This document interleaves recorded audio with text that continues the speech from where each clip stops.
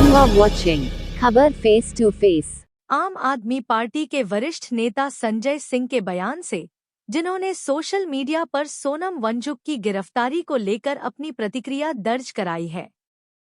संजय सिंह ने ये भी कहा कि समय में असली मुद्दों जैसे बेरोजगारी, किसानों की हालत, शिक्षा और स्वास्थ्य जैसे अहम मसाइल इश्यूज को दबाने के लिए धर्म के नाम पर लोगों को आपस में लड़वाने का खेल खेला जा रहा है। उन्होंने आरोप लगाया कि भाजपा सरकार लगातार जनता की नज़र इन असली मसलों से हटाने के लिए नए नए बहाने खोज रही है और धर्म के नाम पर समाज को बांटने की कोशिश कर रही है।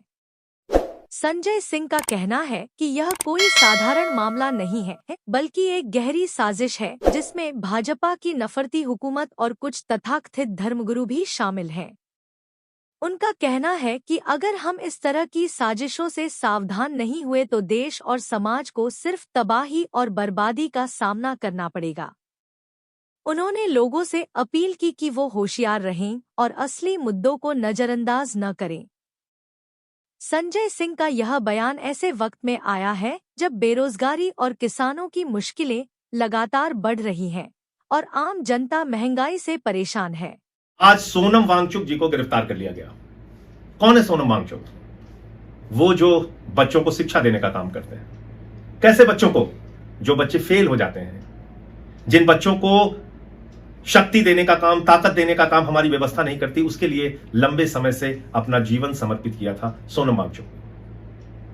किस सोनम वांगचुक को गिरफ्तार किया गया? जिन्होंने पिछले 5 साल से लगातार सरकार से मांग किया कि 6 शेड्यूल के हिसाब से लद्दाख के लोगों को उनका अधिकार दिया जाए, शिक्षा का अधिकार, रोजगार का अधिकार, जमीन का अधिकार, स्वास्थ्य का अधिकार और एक पूर्ण राज्य का दर्जा लेह लद्दाख कारगिल के लोगों को दिया जाए। ऐसे सच्चे देशभक्त गांधीवादी नेता सोनम वांगचुक को आज गिरफ्तार कर लिया गया, देशद्रोहियों की धारा लगाकर। एनएसए लगाया गया उनके ऊपर। क्या अपराध है सोनम वांगचुक का? यह कि वो 15-15 दिन, 20-20 दिन का आमरण अनशन कर रहे थे। यह कि उन्होंने लद्दाख से लेकर दिल्ली तक पदयात्रा की और मोदी जी से बार बार हाथ जोड़कर विनती किया, अनुरोध किया। यह उनका अपराध था। यह अपराध था कि वो लद्दाख के लोगों के लिए वहां एक पूर्ण राज्य की मांग कर रहे थे। और मोदी सरकार ने आज जो काम किया है वो एक हिटलर शाही का उदाहरण है, तानाशाही का उदाहरण है। मैं मानता हूं लोगों के सब्र का बांध टूट गया। लंबे समय तक वो लोग आंदोलन करते रहे और फिर वो आंदोलन एक प्रकार से हिंसा के रास्ते पर चला गया। लेकिन हिंसा के रास्ते को बढ़ावा नहीं दिया सोनम वांगचुक ने। सबसे पहले बाहर निकल के आए, हाथ जोड़कर लोगों से अपील की, शांति की अपील। हिंसा हमारा रास्ता नहीं है, उन्होंने कहा, और अपना आमरण अनशन तोड़ दिया। लोगों से अपील की, हमें शांति के रास्ते से अपना अधिकार पाना है। और ऐसे व्यक्ति को आप देशद्रोही कह रहे हैं? मोदी जी, ये गलती मत कीजिए। वो चीन की सीमा से लगा हुआ राज्य है, लगा हुआ क्षेत्र है, और लद्दाख के लोग सच्चे देशभक्त हैं। वो भारत माता के साथ खड़े हैं, भारत के साथ खड़े हैं। लेह लद्दाख कारगिल के लोगों ने हमेशा चीन की घुसपैठ का विरोध किया है, चीन के खिलाफ खुलकर बोले हैं। वो भारत की सेना के साथ खड़े रहे, भारत की सरकार के साथ खड़े रहे, भारत माता के साथ खड़े रहे। और आप ऐसे व्यक्ति को देशद्रोही कह रहे हैं, उनके ऊपर एनएसए लगा रहे हैं। बहुत ही अफसोस की बात है। हम सब लोग लद्दाख के लोगों के साथ हैं, सोनम वांगचुक के साथ हैं, उनकी मांगों के साथ हैं। इस देश में कोई मुद्दा, आम आदमी की जिंदगी से जुड़ा हुआ मुद्दा, नौजवानों की जिंदगी से जुड़ा हुआ मुद्दा सत्ता तक पहुंचने की कोशिश करता है, उसी समय कोई ना कोई एक नया विवाद देश के अंदर खड़ा कर दिया जाता है। और यह बहुत सुनियोजित तरीके से होता है, बहुत साजिश के तहत होता है। और ऐसे एक नहीं, अनेक उदाहरण आपको मिल जाएंगे। पिछले कई सालों से हम लोग देख रहे हैं। धर्म आस्था का प्रतीक नहीं रह गया। धर्म भगवान के प्रति श्रद्धा अपनी जताने का प्रतीक नहीं रह गया। धर्म झगड़े के लिए इस्तेमाल हो रहा है, लड़ाई के लिए इस्तेमाल हो रहा है, विवाद के लिए इस्तेमाल हो रहा है। हर त्योहार के पहले हम देखते हैं, ईद आए तो 10 दिन पहले से झगड़ा शुरू कराओ, 10 दिन बाद तक झगड़ा कराने का प्रयास करो। बकरीद आए, 10 दिन पहले झगड़ा शुरू कराने का प्रयास करो, 10 दिन बाद तक झगड़ा शुरू कराने का प्रयास करो। तो होली आए, दीपावली आए, कोई ना कोई एक विवाद खड़ा। नवरात्रि आए तो फिर मांस की दुकानें बंद करने का एक विवाद खड़ा करो, झगड़ा खड़ा करो। कांवड़ की यात्रा शुरू हो, उस दौरान पूरे देश के अंदर एक ऐसा माहौल बनाया जाए कि नहीं, अभी इस पे कुछ विवाद खड़ा करना है। तो ये हम सबको अपने आप से पूछना पड़ेगा, क्या धर्म हमारी आस्था का प्रतीक है, हमारी श्रद्धा का प्रतीक है? भगवान के प्रति हमारी भावनाओं को जताने का प्रतीक है या झगड़े विवाद का प्रतीक है? अभी क्या हो रहा है? आप देखिए, उत्तराखंड में नौजवान लड़ रहा है पेपर लीक के कारण कि भाई हमारे पेपर लीक हो जाते हैं, हमारी जिंदगी बर्बाद हो रही है। अब ये पेपर लीक का कांड नहीं चलेगा। उत्तर प्रदेश में हमने देखा सिपाही भर्ती का पेपर लीक, दरोगा भर्ती का पेपर लीक, लेखपाल की भर्ती का पेपर लीक, शिक्षक की भर्ती का पेपर लीक, यहां तक कि पीसीएस जे यानी कि जज की भर्ती का भी पेपर लीक हो गया।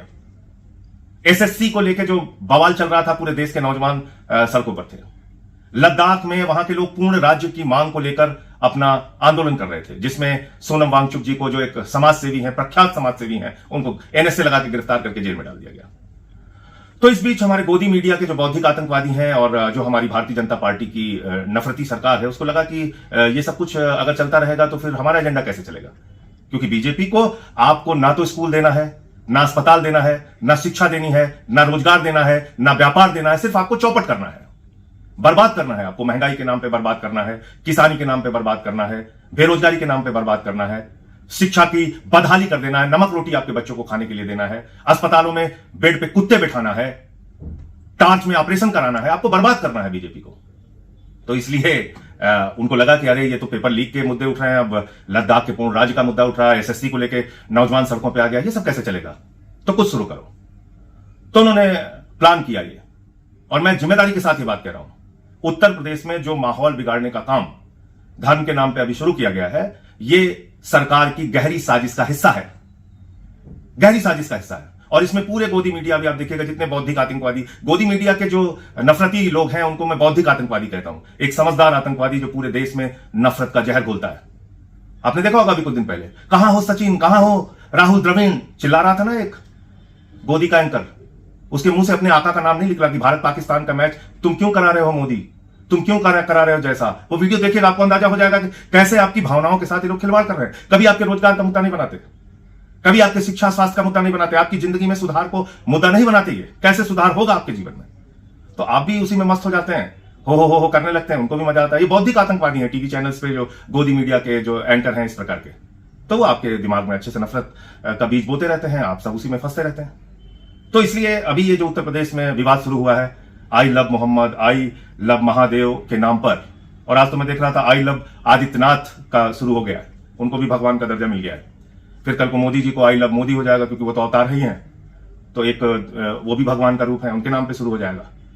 तो अभी मैं ये पूछना चाहता हूं कि आई लव मोहम्मद बोलिए, आई लव महादेव बोलिए, आई लव गुरु नानक देव जी बोलिए, आई लव प्रभु यीशु बोलिए, तो इसके नाम पे झगड़े कहां से पैदा होते हैं? झगड़े क्यों पैदा होते हैं? आपने सोचा कभी इस बात को? क्योंकि आपके स्कूल का मुद्दा दबाना है, आपके अस्पताल का मुद्दा दबाना है, आपकी सड़कों का मुद्दा दबाना है, आपकी जिंदगी में हो रहे भ्रष्टाचार और महंगाई के मुद्दे को दबाना है, इसलिए ये शुरू होता है और आप उसमें फंसते हैं। तो ये अब आपको तय करना है, इन झगड़ों में आपको फंसना है या नहीं फंसना है, क्योंकि धर्म आस्था का प्रतीक हो सकता है, लेकिन अगर कुछ अराजक तत्व, चाहे वो मुसलमानों में हो, चाहे वो हिंदुओं में हो, या किसी भी धर्म में हो, या किसी भी जाति में हो, अगर वो समाज का माहौल बिगाड़ने का प्रयास कर रहे हैं और भारतीय जनता पार्टी की सरकार उनके साथ खड़ी हो रही है, तो इसका मतलब ये समझ लीजिए कि आपकी जिंदगी के जुड़े हुए जो मुद्दे हैं उनको दबाने की ये साजिश है, और आपको कभी भी कुछ नहीं मिलेगा। मेरी बात बुरी लगे तो माफ कीजिएगा, ना शिक्षा मिलेगा, ना रोजगार मिलेगा, ना अस्पताल मिलेगा, और ना ही आपकी किसानी की जो समस्या है उसका समाधान होगा, क्योंकि वो जान चुके हैं कि वोट तो आप झगड़े के नाम पे देते हैं, वोट तो आप इन्हीं नफरतों के नाम पे, हिंदू मुसलमान के नाम पे देते हैं। तो उनको भी पता है कि आपके लिए काम क्यों करना है, क्यों आपको रोजगार देना है। तो इसलिए अगर आपको लगता है कि आपको उत्तर प्रदेश को बचाना है, और प्रधानमंत्री तो कह के गए हैं कि उत्तर प्रदेश के नौजवानों चिंता मत करना, मैं तुम्हें गोबर से रोजगार दूंगा, तो उत्तर प्रदेश के नौजवानों को गोबर से रोजगार देने लायक हमारे देश का प्रधानमंत्री समझता है। तो अगर आप लोगों को लगता है कि इन्हीं सब मुद्दों से आपकी जिंदगी में सुधार होना है, इन्हीं सब मुद्दों से आपकी जिंदगी में बदलाव होना है, तो आप इन्हीं झगड़ों में शामिल रहिए, आपको मुबारक हो। लेकिन अगर आपको लगता है कि वास्तव में अब इनको रोकने का वक्त आ गया है, इन विवादों से कुछ हल नहीं होना है, और आपकी जिंदगी के जो मुद्दे हैं वो राजनीति के मुद्दे होने चाहिए, वो सामाजिक चेतना के मुद्दे होने चाहिए, वो मुद्दे आपके संघर्ष के होने चाहिए, वो मुद्दे सरकारों को सुनाना होगा, समाधान करना होगा। अगर आपको ऐसा लगता है तो आगे बढ़िए, आवाज उठाइए और इन झगड़ों से अपने आप को बचाइए। जय हिंद।